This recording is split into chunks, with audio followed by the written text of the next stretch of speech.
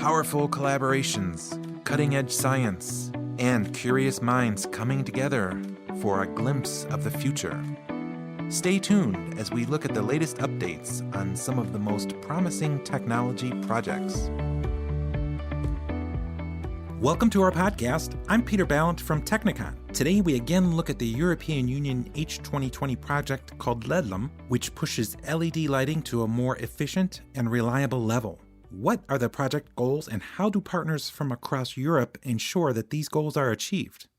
Here to answer that question and more is project partner Dietmar Klien from Tridonic, which is a global provider of smart and efficient lighting solutions here in Austria. Then later we speak with Paul McCloskey from the Tyndall National Institute, which is a European research center located in Ireland. He gives us the rundown on all partners working in LEDLUM, and touches on how LEDLUM results can influence the consumer market. In other words, how does LEDLUM affect you? We were able to talk with both gentlemen as the LEDLUM project winds down with a technical meeting here in Austria. Let's go into the studio.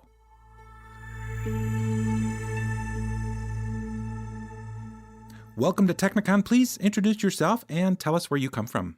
Yeah, I'm Dietmar Klien. I'm from Tridonic, located in the western part of Austria, so close to the Lake of Constance. And we are doing business in professional LED lighting. And I'm from the department named Global Technology and Innovation. And we are looking forward for future opportunities, technical opportunities that can be implemented in our product segment, which covers LED drivers, LED modules, controls. And this is exactly what the LEDLUM project is about, right? It's developing drivers for LED lighting.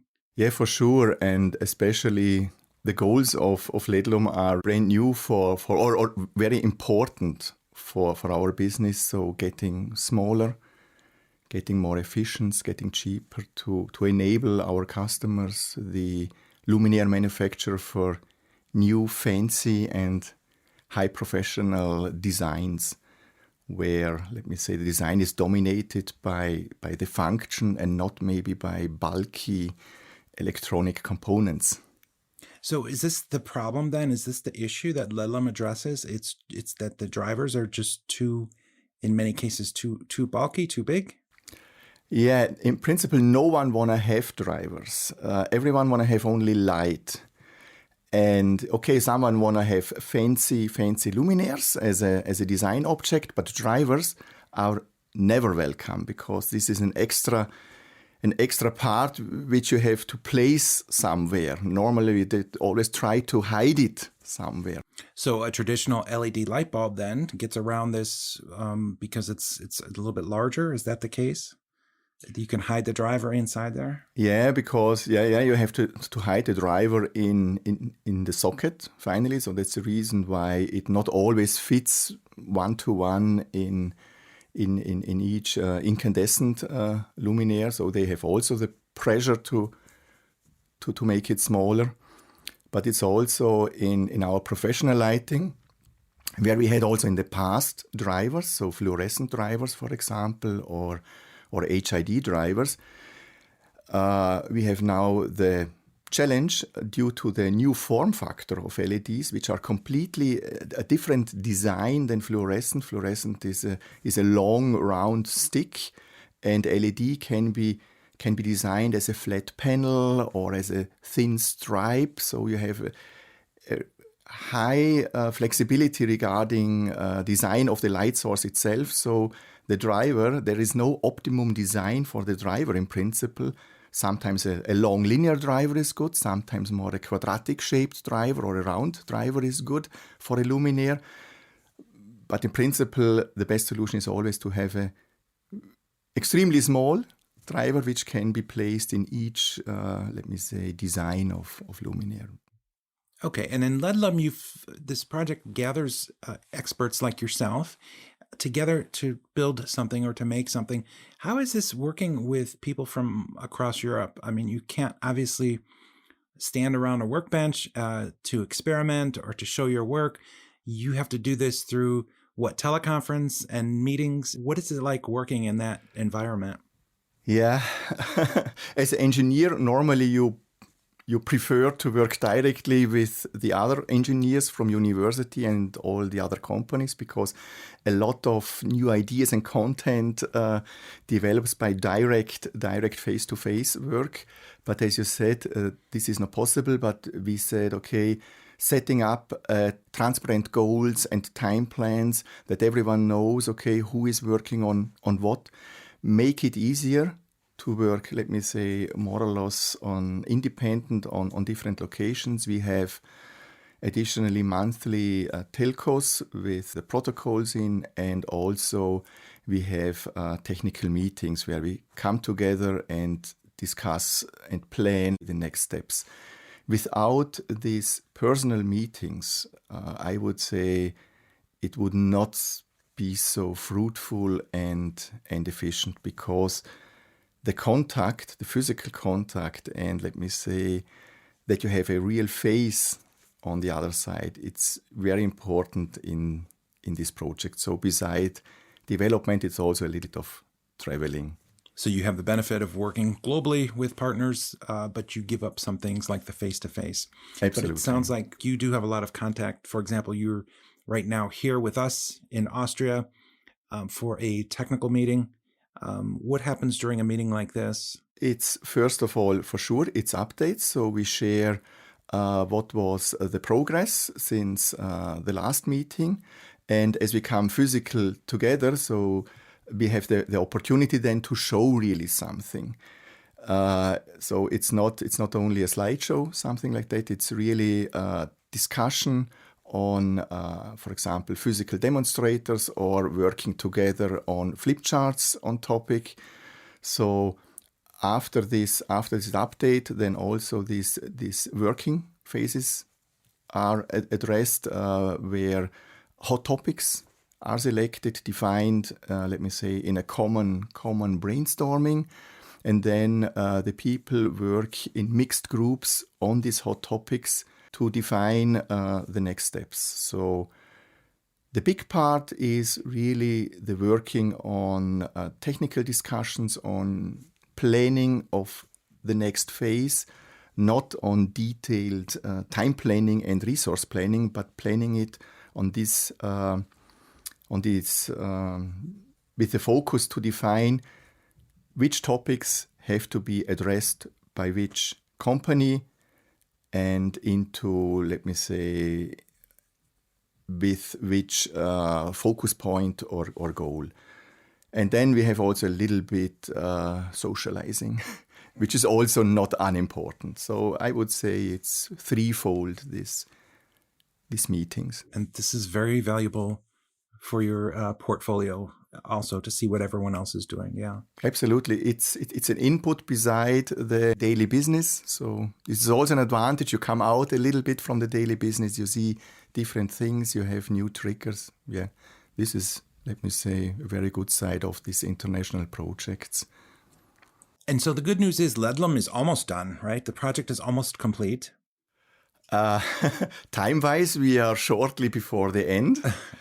We have demonstrators that show what can be achieved. The goals are extremely challenging, so we come to an end, but we have also to see that some of these challenging goals can't be achieved fully, because it's a technology project, it's a research project. Research has also some risk regarding achieving the goals. So it has two sides. We have some running demonstrators, running prototypes. We are very confident to get really new input for all the partners by using findings from the partners to go on with further developments.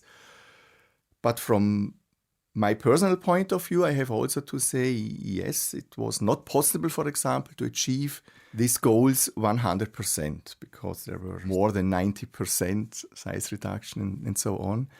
And then during this project, which 3 years ago it started, you learned also, okay, what is possible, what is not possible.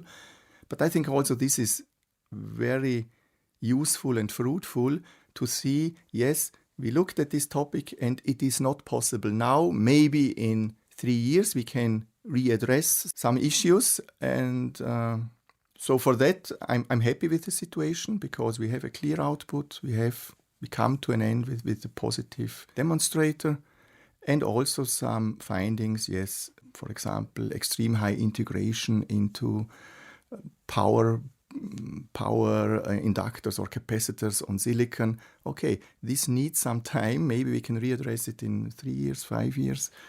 And then you can, let me say, move it also a little bit out of your head. You can say, okay, I look later to it, and now I can focus it to... I think most people would look at this and say, well, wow, we need a follow-up to this project so we could really leverage everything we've learned in the past. How does that go with a project like this? Is this technology something that you can use then, or your company can use for further development? Yes, in principle, each partner can use it. So the universities use their findings to, let me say, sell the intellectual property. The companies, we have also we have one company in which makes not LED drivers or components for LED. They make integrated capacitors, for example.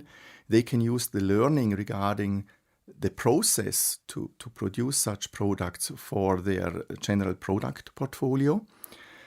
And the other companies like we as Tridonic, but also Nordic Power Converters and LED Group, which is a luminaire company, they will use the findings independently from each other, tailored to their product portfolios. Okay.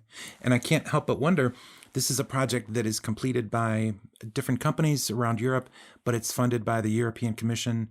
Who is it that said in the beginning, hey, we should explore this technology, or this technology is worth funding, let's do it? Is this come from the industrial side? I would say the government give the framework. So they give, let me say, the funding pot, and they define the big framework, the big topics. For example, yes, don't know, as I know, 10 million in Horizon 2020 for products in the area of photonics and lighting. And then we as a company, for example, we look for what is important for the future product. So also already in 2015, we had already an internal, let me say, prototype with higher switching frequency, but we had the learning yes, it is too expensive. So we could shrink the size a little bit. We saw, yes, somehow the technology pops up, but we saw it needs more than only the internal knowledge. Then you visit conferences, you try to see what is going on outside. And for example, in LEDLUM, this was the initial, let me say, trigger. So meeting at conferences, partners from university, they show something interesting. You see, there is a match between the focus of the university, for example, the Technical University of Denmark, and then it's like often in the coffee corner, you come together and then you say, okay, you have the knowledge, we have the use case, we have these problems, do you think you can solve these topics or together? And then it started, let me say, at the conference contact. And then due to the network of the companies and the university, you try to find other partners because you have to have a certain number of European partners. And then, you talk with them and then you hear, they have the same topics. And then together you try to define a common goal. And with this, you go to the European Union. So I would say it often, let me say, starts with personal contacts again. Mostly at conferences where you have the exchange, or sometimes also at research portals where you see that the university is active in this. It's more difficult to build. So in our case, it was not a direct contact between the business, between the companies, because it's also difficult in projects like that a partner in the project is a competitor of your company. So in our case, let me say the university was the kind of glue to bring the different partners together. Well, this makes for an interesting dynamic, I can imagine. Absolutely. Yeah. Okay. Well, I want to say thank you for taking the time today from your meeting. We'll let you get back to work with your colleagues. But thank you for coming down a little bit and sharing information about LEDLUM, which is an interesting project that I think on some level will touch everyone, whether you're a consumer or in the industrial sector. It's something that's really important for everyone. So thanks for your efforts in this project, and we wish you much success in the rest of the project. Yeah, it was a pleasure. Thank you very much. Yeah.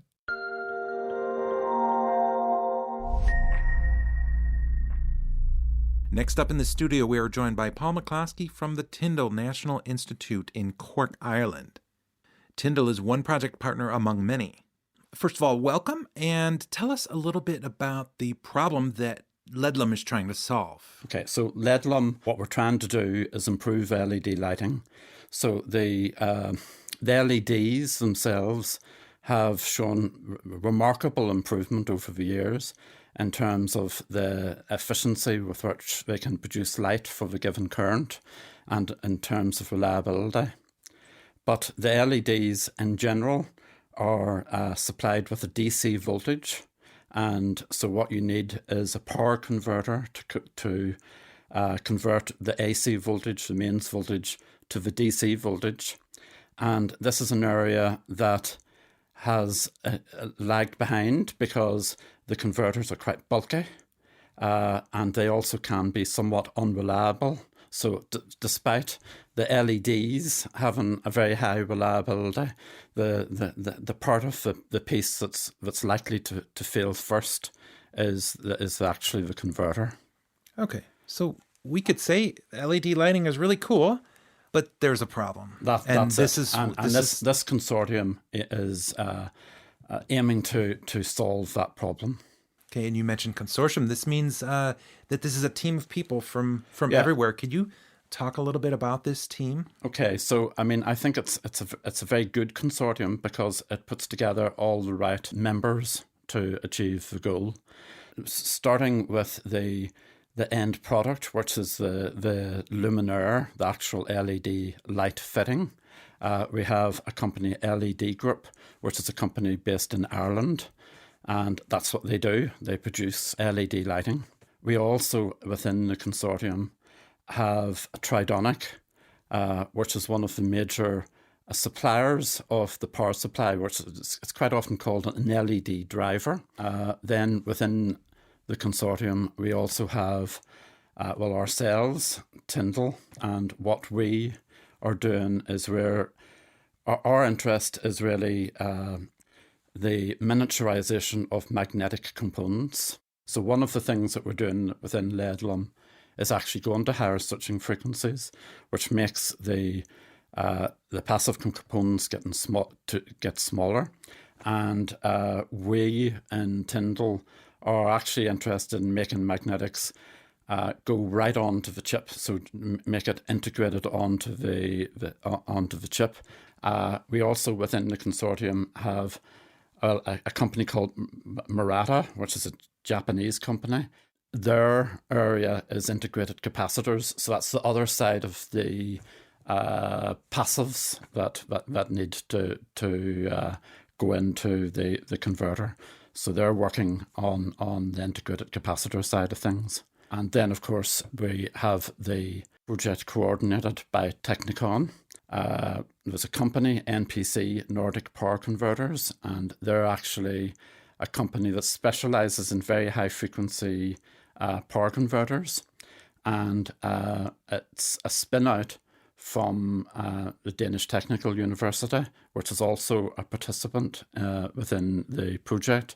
And what DTU do is really they do a lot of the power electronics design, right, along with NPC. So, as I say, it's a good mixture of participants that have the right skills to bring things together. And with this great team that you mentioned, what have you done so far? Or is there anything at this point that is tangible, or what are you proud of? Well, I mean, I suppose we're on a path, right? And, I suppose what we're looking at is how to bring all the things together to make the final demonstrators. And in fact, the way we've ended up dividing the project is we have a development path and a research path. And basically the development path is bringing together the technologies that are commercially available or close to being commercially available and using those to produce a demonstrator that is not very far away from being an actual product. And then within the research path, we're actually broadening the search in terms of the technologies. And so we can use technologies that are not quite commercially available. So we can aim to achieve more in terms of size reduction or cost reduction by using these technologies, but they're not as close to a product. So me as a consumer, I walk into a store, wow, what do I see that could be a possible result of the advances that were developed in LEDLUM? I suppose what you would see is a luminaire, which is more just the LEDs, and the driver for the LED has now got so small that it's maybe disappeared into the fitting. That's the sort of ultimate thing. And what you don't see when you walk into the shop is that the reliability of that has been improved, right? So that it'll actually last considerably longer. We're saying maybe by a factor of 2. Okay, so part of your goal is to make everything smaller and more reliable. More reliable, yes. How about surprises? Did you encounter anything that was unexpected during the course of this project?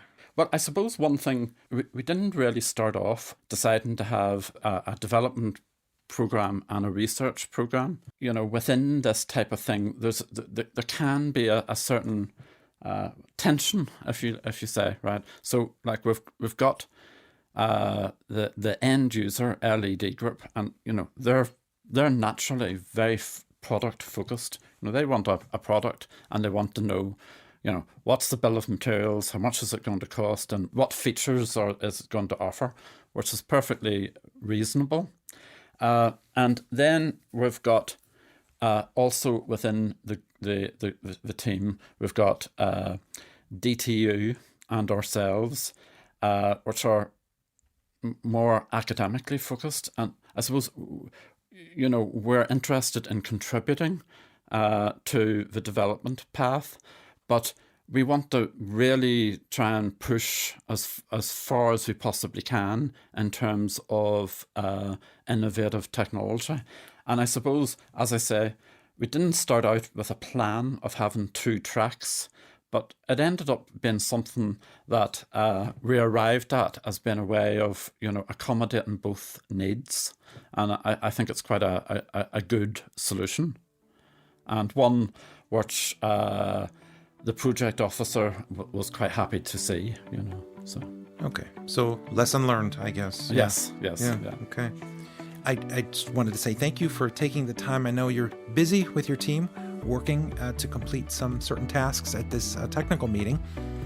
So thank you for taking the time and sharing your views of the LEDLUM project, and we wish you success. We know it will be busy, but it sounds like things are well underway, and the team's working well together. So congratulations for coming this far, and we're looking forward to see how things come out in the end. So thank you for the opportunity to describe this project. This podcast has been brought to you by Technicon. The LEDLUM project has received funding from the European Union's Horizon 2020 Research and Innovation Program under grant agreement number 731466.